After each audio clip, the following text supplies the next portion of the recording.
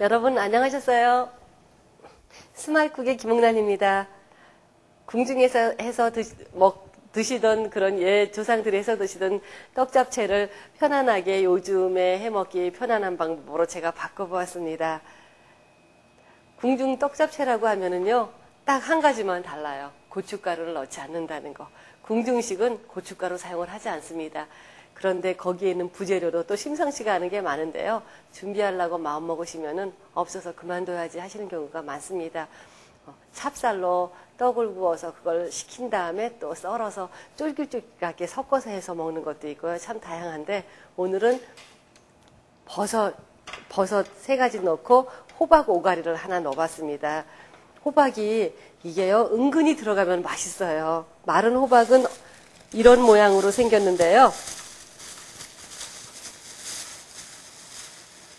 이렇게 생겼는데 이게 불어서 이렇게 됩니다. 봉투에 담아 놓으시고요. 이렇게 해서 물을 좀 넣으신 다음에 이렇게 물을 넣으시고요. 이렇게 해서 봉지를 꼭 잠그시고 공기를 좀 쭉 빼서 진공 상태로 만들어 주신 다음에 30분 정도 두시게 되면 이렇게 아주 얌전하게 불게 됩니다. 한 봉투 사시게 되면 여러분들 다 안 드실 거니까요. 한꺼번에 다 불리신 다음에 쓰실 만큼 쓰시고 남는 거는 냉동 보관하시면 다음번에 요긴하게 또 간단하게 쉽게 사용하실 수 있겠어요. 호박 불린 거는 가지런히 겹쳐서 놓으시고요. 반 정도로 반으로 잘라주세요.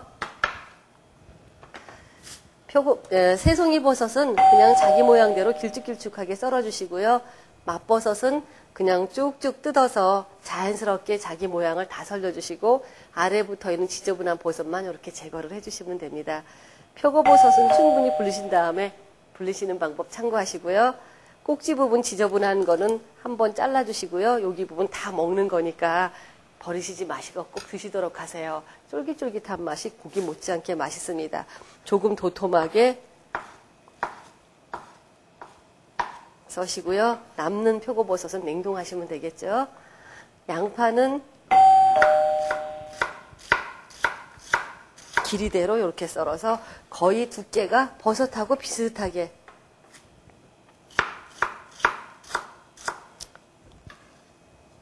대파도 채를 썰어서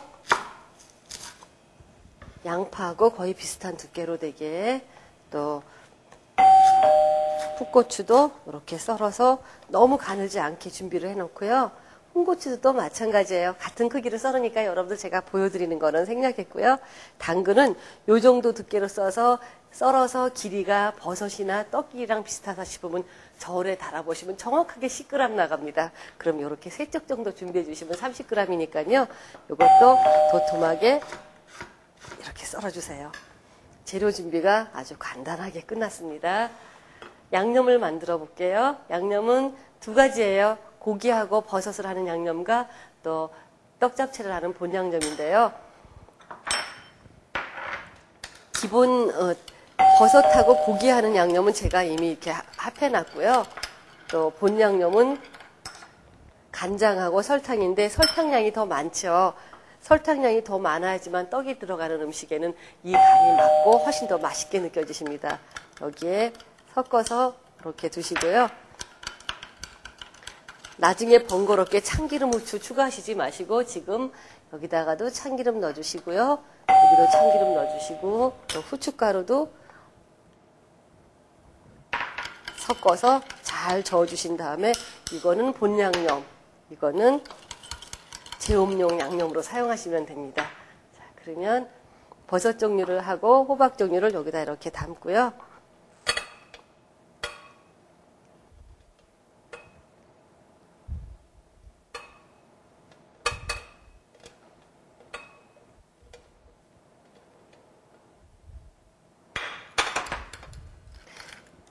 먼저 고기는, 먼저가 아니죠. 자, 여기 고기는 이렇게 잡채용으로 채 썰어놓은 고기를 사용하시면 여러분들이 써는 수고도 없고 질이 좋고 맛있는 한우 고기만 사용하신다면요, 얼마든지 썰어놓은 거 사용하셔도 괜찮습니다. 그런데 나는 꼭 굳이 썰어놓은 고기만 사용하고 싶다 하셨을 경우에는 홍두깨살을 3mm 두께로 썰어서 그거를 자기 결대로 썰어주시게 되면은 3mm이기 때문에 아주 정갈하고 깔끔한 고기채가 또 나오게 됩니다. 반근 정도 사서 그렇게 준비해 놓으셨다가요, 100g씩 따로따로 덜어서 냉동실에 넣어 놓으셨다가 다음 떡잡채에서 드실 때 사용하시면 너무너무 편하고 요긴하게 또 사용하실 수 있습니다. 만들어 놓은 양념 중에 반을 고기에다 이렇게 넣어주세요.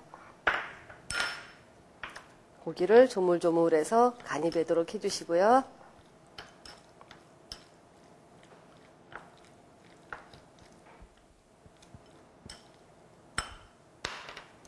양념 중에 또 반을 표고버섯이랑 호박 쪽으로 보내주시고요.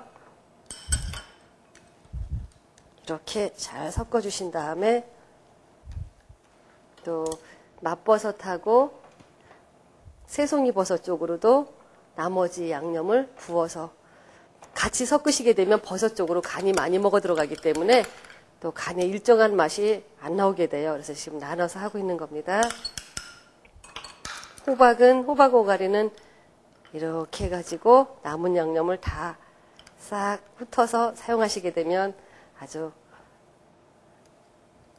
양념도 적은 양념이지만 제대로 사용하실 수 있겠죠. 이렇게 해서 버섯은 앞뒤로 살짝만 만져주시고요.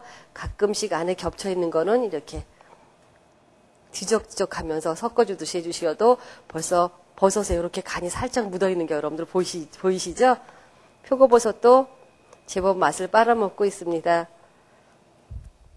맛이 이렇게 해줘야지만요, 아주 잡채가 고명이 아주 맛있어져요. 나머지는 양 간 없이 하겠습니다. 우엉이 있는데요. 우엉을 떡 길이 정도로 거의 비슷하게 또는 야채 길이 정도로 이렇게 썰어놨는데요. 정말 자루 재지도 않고 썰었는데 어쩜 이렇게 똑같이 썰었을까요, 여러분? 저 선생님 웃겨 그러시는 거 아니시죠? 자, 우엉을 감자 벗기는 걸로 잘 껍질을 벗겨주신 다음에 이렇게 자르셔서 다시 다른 야채의 재료 정도로 도톰하게 썰어서 준비해 주시는데요. 여기 담아놓은, 먼저 썰어서 담아놓은 걸 보시면 색깔이 변해 있어요. 이거는 우엉이나 연근은 물에다 담고 식초를 몇 방울 떨어뜨려 놓으셔야지만 색깔이 갈변하지 않고, 바깥으로 빠진 물은 이런 색깔이지만 우엉을 보시게 되면 아주 깔끔하게 드실 때까지 색깔 안 변하게 드실 수 있습니다. 식초 냄새 나니까 식초 냄새 나는 거를 두세 번 정도 가셔가지고 없애주시고요. 그런 다음에 다시 이쪽 야채로 옮겨주세요. 모든 준비 다 끝났고요. 여러분들 지금 이제 떡만 남았습니다. 떡을 밖에서 사오셨어요. 사오셔서 즉석에서 해먹으려고 하면은 자제분들이 집에 없고, 또 사다가 냉장고에 넣으면 해주려고 마음 먹으면 딱딱하게 굳어버리고, 또 어쩔 때는 시간을 못 맞춰서 냉동실에 넣어놨다 사용하시게 되면 녹이느라고 애쓰시고, 전자레인지에서 돌리면 겉은 녹고 속은 또 딱딱한 얼음이 그대로 있어서 떡이 부드럽게 녹는 경우가 참 없고, 그런 경우가 되게 힘드세요. 그러면은 떡잡채나 다른 음식 하실 때 포기를 해버리고 마시게 되죠. 오늘 떡을 전자레인지를 이용하지도 않고 또 냄비를 이용해서 찜통도 없이 간단하게 부드럽게 금방 방앗간에서 뽑아온 것처럼 만들어 보도록 하겠습니다. 프라이팬에다가요, 종이 타올을 하나 깔아주시고요. 면보 깔으셔도 괜찮아요. 이렇게 물을 좀 부어주셔서 종이 타올이 촉촉하게 젖어들게 되면 냉동실에 있던 딱딱한 떡은 이런 상태에서 8분, 냉장고에 있던 떡은 4분, 그리고 이렇게 지금 금방 사와서 얼마 안 된 떡은 2분 만에 촉촉해지는데요.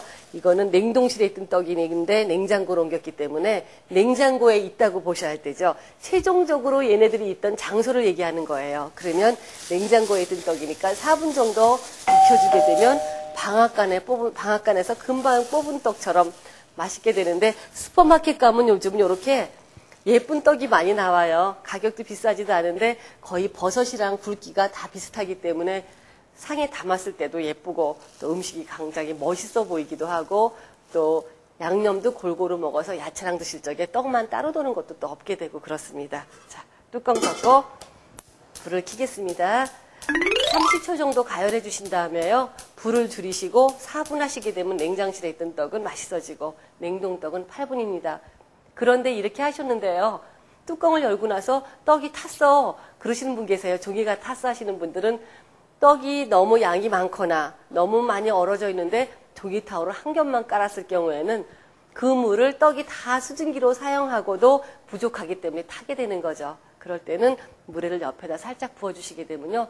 다시 수증기가 되면서 떡도 잘 익게 되고 부드러워지고 또 종이 타올도 바닥에 탔던 게 이렇게 떨어지면서 눕지 않게 되겠습니다. 종이 타올의 양과 물의 양, 떡의 상태에 따라서 조절하시기 바랍니다. 자, 김이 오를 때 불을 줄이세요.